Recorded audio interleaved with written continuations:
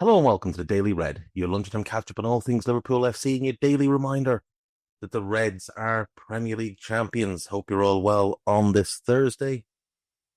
Let's get into the news. And obviously, the biggest news around Liverpool right now is the ongoing Alexander Isak saga, which moves forward at glacial pace. Now, we've had a bit of a development on the Isak side, and that is that he has gone to Spain where he's now training at Real Sociedad's training ground with his own team of trainers and whatever else. He is not rehabbing the supposed injury at Newcastle. He has had no contact with Newcastle, apparently, and is refusing to engage in any contact with them. So, whether or not he's moving closer to Liverpool, he's certainly moving further and further away from Newcastle. And it is getting to the point where it's nigh on impossible to see how they could get this back together. There just doesn't seem to be any pathway for them to rebuild this relationship. And obviously the story that came out yesterday in The Athletic confirmed a lot of what we've been saying. He told them months ago he was leaving at the end of the season, and they were open to it. And now they've gone back on their word. Now, we don't know what's happened between him and Newcastle in recent weeks with regards to whether their stance has changed, though we've had reports today that Newcastle are supposedly annoyed that we haven't bid yet. So, is he not for sale? Or are you annoyed that we haven't bid yet? Because it can't be both. Just like it couldn't be both that he wasn't for sale and that they wouldn't sell for less than 150 million, it can't be both that he's both not for sale and also you're annoyed that we haven't placed a bid yet, at least publicly. I think we'll probably see movement in this in the next couple of days. Obviously, the Sesko thing continues to rumble along. They want to get Sesko in as a replacement for Isak, and it sounds like they'd like to get that deal done first. Sesko also has interest from Manchester United, and there's been some suggestion that he prefers to move to Manchester United now.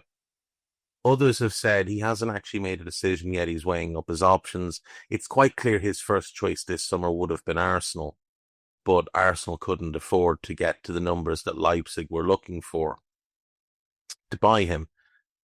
Seemingly Leipzig's price is 75 million plus some add-ons, which is a lot for Benjamin Sesko. But again, we're not in a position to criticize that because we paid a lot for Hugo Ekitike. So I think they're of a similar level. Hugo's obviously a different type of striker to Sesko. And obviously we made the decision that it was the Hugo type we wanted rather than the Sesko line leading type. I think he'd be a good signing for Newcastle. I think United will be a terrible move for him because how many players have we seen go to United who need to be developed and nurtured and brought along at the right pace and just not work out? You know, go back over the past 5, 6 years, and it's an incredibly long list of players. I think at Newcastle, there's a better atmosphere, there's a better setup. I think Amram's a better coach than Howe, but Amram's also not working at a club where he's been for a number of years. Amram is still relatively new in that job. Howe has been at Newcastle now for what, 4 years? And he's built that club in his own image. So everything works the way he wants to work. It may not always help them, but I don't think it hinders them with player development. I think it can hurt them getting players in because I think he's a bit too fussy. I think he's a bit too hands-on in that regard. But I do think when Eddie Howe gets hold of a player, he does a good job of developing them. I think he's got the right staff around him for that as well. I think they've got an infrastructure at Newcastle that aids player development, whereas I don't think that exists at United. If you go to United this summer, you're walking into a situation where it's an entirely new front line. You'd be playing with very good players, but the team itself is not very good. Like the midfield is not good, the defense is atrocious, and the goalkeeper is one of the worst in the league. You go to Newcastle, it's a really strong midfield. It's a pretty strong defense. The goalkeeper's not great, but they are looking to bringing in Aaron Ramsdale. So I was going to say they're looking to upgrade. I'm not really sure it's much of an upgrade. But, Livermento and Hall, they would both start for United. Botman would start for United. The Newcastle midfield is much better than the United midfield. And then you've got players like Elanga and Gordon, who I think will work really well playing off of Sesko and running off him. I think there's also less pressure at Newcastle than there would be at United. So I do think for Sesko, the better move would be the Toon. And there is bias in that because obviously it helps us. But I just do think it's the better move. I also have doubts about United's ability to pay that 75 million fee, considering they've allegedly asked him to wait till the end of the window because they have to make sales. And how do you know they're actually going to come back for you? And you just end up stuck at Leipzig. The best thing for him to do will be to say yes to Newcastle and use Newcastle as a stepping stone. Look at Rasmus Højlund. He was you 2 years ago, and now look, they can't get rid of him. So I think the best thing Newcastle could do is take Sesko and then take Darwin. And I said this kind of half jokingly maybe a week ago, maybe a little bit more. But the more I think about it, the more I think Darwin would make a ton of sense for them. Can play up front by himself. So if Sesko's not available, you've got Darwin. Is ready for the Premier League. Now, the results obviously ebb and flow, but he's ready to play. So it takes a lot of the pressure off Sesko as well. You could play them as a 2 without question. And Darwin can also provide you cover in a wide area. And much of this is why they want Johan Vissa. I think Darwin's a better player than Vissa. I think Vissa's good, but I think Darwin's a better player. He doesn't finish as well. We know that. But I do think he's a better player. And he's, 4 years younger? 3 years younger? Something like that?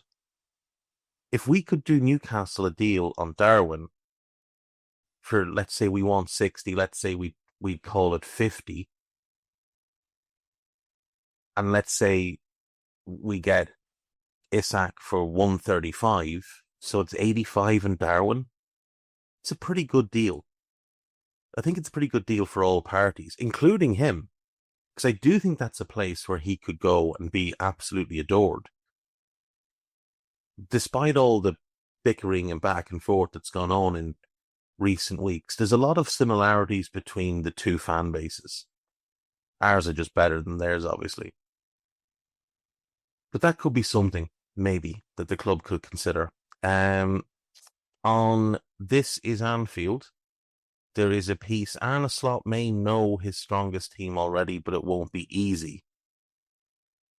I'm not really sure he does know his strongest 11 as yet, because he doesn't know who's going to be at the club. We don't know, will there be another striker, Isak, another centre-back, maybe another centre-back after that, maybe somebody that he might prefer over Ibu. I don't think he fully knows what his midfield is going to be as yet. So, I'm not really sure. There's a strongest 11 written down here, which doesn't include Alexis McAllister, thus making it meaningless. There's absolutely no world in which Alexis McAllister is not a starter for us. He's our best midfielder. And ideally, of the players we have, he's probably best suited next to Szoboszlai. The first game of the season, I think that's going to be the double pivot, Szoboszlai and McAllister. And if they play well, I think they could well stay in the team as the pair with Wirtz ahead of them. Arne Slot explains if Rio Ngamoa is an option in the Premier League. I think he has to be, doesn't he? We've only played 2 games over here and we haven't played Premier League opponents yet, but I see him train, I see him play, and the impact he has when he trains and plays is really promising. Playing in the Premier League, playing every day, every 3 days with Champions League games in between, that's something else. Yeah, I mean, look, nobody's expecting him to be a first choice starter. But like I said yesterday, I think there's 1,000 minutes to find for him across all competitions. I think that can be done. The kid has incredible ability, like genuinely incredible ability. And he is chomping at the bit to play now. So give him his opportunities. I think we're going to give him his opportunities. Let's see. Liverpool new Adidas kit deal worth significantly more than the Nike contract.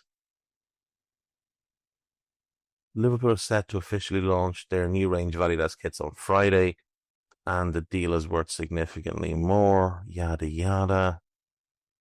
According to James Jimbo, don't call me Jim Pierce, the agreement with the German manufacturers Adidas is worth considerably more than the previously reported 60 million a year terms. Interesting. And fitting, because we are the biggest club in England. We are the Premier League champions, and we should absolutely be getting paid our market value. And if City have done some mental deal where they're getting close to 100 million a year, we should be getting similar. There's just no world in which we shouldn't be getting a top level fee. Right, the Reds, it's Jack here, and that was a clip from one of Anfield Index's audio podcasts. If you have enjoyed the video, make sure you do like, share, and subscribe to keep up to date on all things LFC. We record around 100 audio podcasts every month, with our shows featuring match-going fans, top journalists, professional analysts, and even Liverpool legends along the way. With the Great Dane himself, Jan Molby, joining us every single week. If you want to listen to all our podcasts for free, head over to AnfieldIndex.com/podcasts. Our audio shows are available wherever you get your podcasts. Just search Anfield Index. Or if you prefer to listen to all our podcasts in full and without any ads, why not head over to AI Pro today to check it out now at AnfieldIndexPro.com. If you want to get involved in the great growing community of Liverpool fans, check out the Anfield Index Discord. The link is in the description. Do get involved with that, from Reds around every corner of the globe. For now, Reds, hope you enjoyed this video.